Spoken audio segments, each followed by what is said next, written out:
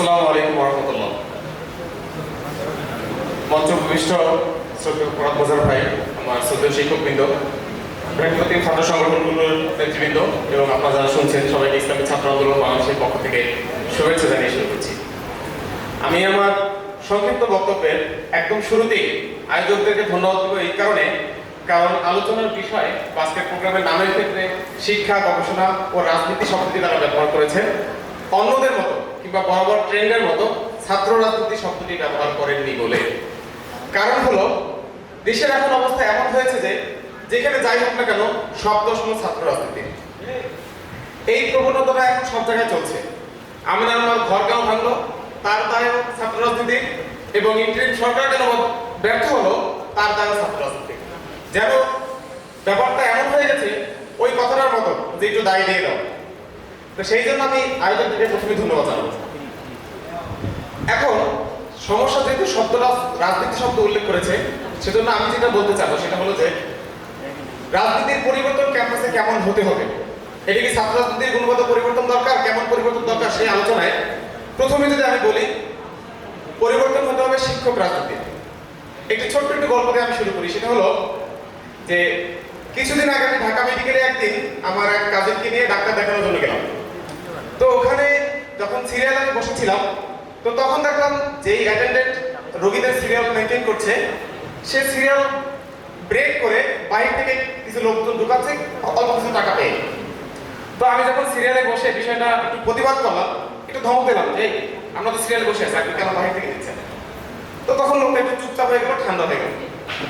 কিন্তু 2 মিনিট পরে আবার ওই একই লোক গুড়গুড় গুড়গুড় করে আমার পাশে এসে বলল, ভাই আপনার রোগী কোনজন বলেন, আগে দিয়ে দিন।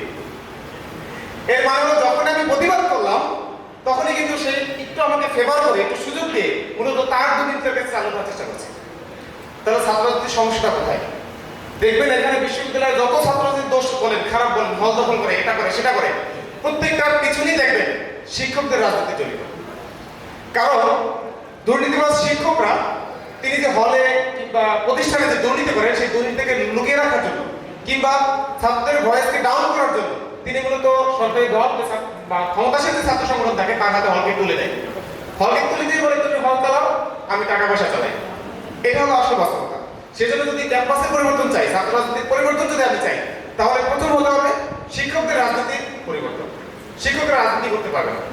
কারণ দেখেন একটা হলে, আমি যে হলটাতে থাকি এসএম হল, তো সেই হলে আমি যদি রাজনীতিক হই, আমি যদি বায়াস্ত হই, তাতে সমস্যা কি হবে? আমি যদি ঢাকা বিশ্ববিদ্যালয়ে একটা ছাত্র সংগঠন করি, তাহলে বিশ্ববিদ্যালয়ে লেখাপড়ার পরিবেশ কেন নষ্ট হবে, হলের পরিবেশ কেন নষ্ট হবে? কারণ আমার তো অধিকার নাই আমি কোনো শিক্ষা কারিকুলাম তৈরি করবো, আমার তো অধিকার নাই আমি হলে একজন শিক্ষার্থীকে সিট দেবো। তাহলে সিটটা কে দেয়? তাই হল প্রশাসন।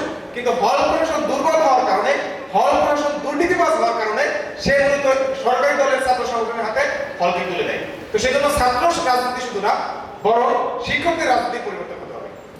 এখন শিক্ষকদের রাজনীতি পরিবর্তন কি? সেজন্য বিশ্ববিদ্যালয়ে একটা ঘোষিত ব্যাপার আছে কি শিক্ষকরা রাজনীতি করতে পারবে না, পারে না। তো এর ফলে আমরা কি দেখি?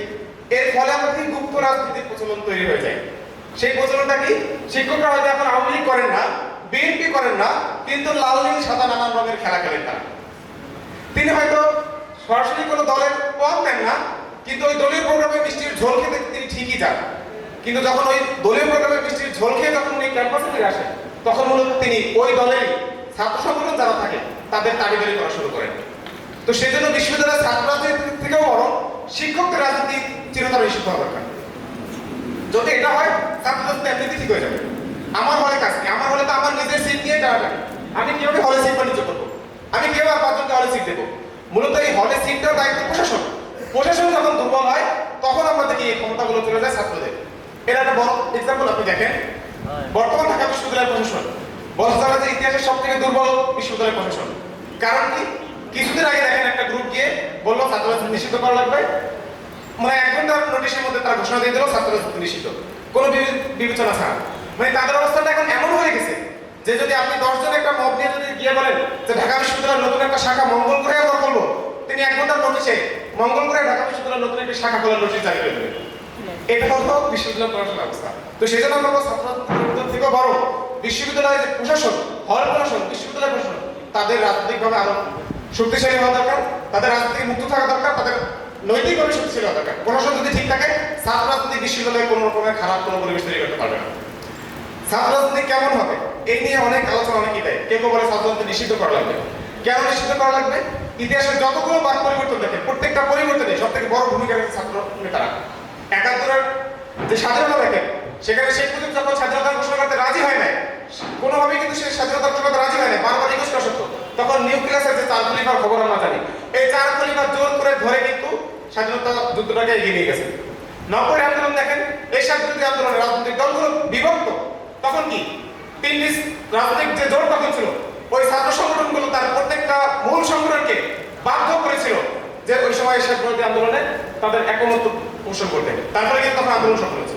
24 এসে কি হলো দেখেন, 24 এসেও দেখেন এই আন্দোলনে পুরোপুরি নেতৃত্ব দিয়েছে শিক্ষার্থীরা। এখন আপনি এসে বলতেছেন শিক্ষার্থীদের রাজনীতি লাগবে না। তো এখানে একটা বড় অ্যাপলিটিক্যাল চিন্তা। এই অ্যাপলিটিক্যাল মূলত বিগত দিনে বানাতে চেয়েছিল আওয়ামী লীগ। সে চেয়েছিল শিক্ষার্থীদের মধ্যে কোনো রাজনৈতিক সচেতনতা না থাক, সে চেয়েছিল শিক্ষার্থীরা চুপ করে থাকুক। কারণ শিক্ষার্থীরা যত বেশি চুপ করে থাকতে পারবে, বিশ্ববিদ্যালয় প্রশাসন এবং সরকার তত বেশি স্বেচ্ছাচারী হওয়ার সুযোগ পাবে। সেজন্য আমরা বলবো অবশ্যই বিশ্ববিদ্যালয়ে এবং হলে অবশ্যই ছাত্র রাজনীতি থাকা দরকার। আমরা দেখি কেন, কারণ হলো গবেষণা কেন করে না? আমার কাছে মনে হয় বাজারের থেকে বড় একটা ব্যাপার হলো গবেষণা করার দরকার হয় না। কারণ কি, বিশ্ববিদ্যালয়ে গবেষণার এখন এমন অবস্থা হয়ে গেছে, মাস্টার্সে যে গবেষণা করা লাগে ওটা করা লাগে 5টা 10টা মার্ক পাওয়ার জন্য। ওটার এমন অবস্থা, ওটা দেশে কোনো কাজে লাগে না, ওটা সর্বোচ্চ কাজ হয় কেজি মূল্যে বিক্রি হয়। তো যখন শিক্ষার্থী জানে যে আমি যে গবেষণা করবো, আমি যে পেপারটা জমা দেবো, এই পেপারটা এখন থেকে 6 মাস পর শুধু কেজি মূল্যে বিক্রি হয়, ডিপার্টমেন্টের যে স্টাফ আছে তাদের পকেটে 2-4 টাকা ঢুকবে, এছাড়া দেশে কোনো উপকার হবে না, তখন সে আসলে গবেষণা করে না। যদি আপনি গবেষণাগুলোকে রাষ্ট্রীয়ভাবে এখনকার যে 4th ইন্ডাস্ট্রিয়াল রেভলিউশন চলছে, এই প্রত্যেকটা জায়গায় যদি কাজে লাগানো ব্যবস্থা করে দেন, তখন দেখবেন শিক্ষার্থীরা গবেষণা আগ্রহী হবে। আজকে ডাকসু নিয়ে যেতে আলাপ একটু একটা সময় বলি। ডাকসু হলে ভাই কি পুরো দেখেন, শিক্ষকদের মধ্যে একটা অবস্থা, গুপ্ত রাজনীতি, দলীয় রাজনীতি করে না, লাল নীল কালো রাজনীতি করে। শিক্ষার্থীদের মধ্যে একই অবস্থা, 5 আগস্টের পরে একটা গুপ্ত প্রবণতা তৈরি করে দেওয়া হয়েছে। হলে হলে সব জায়গায় ক্যাম্পাসের মধ্যে প্রচলন বিজ্ঞান হয়েছে, ছাত্র রাজনীতি ক্যাম্পাসে চলবে না। কি চলবে? সাধারণ শিক্ষার্থীদের রাজনীতি। তাহলে সাধারণ শিক্ষার্থী কে?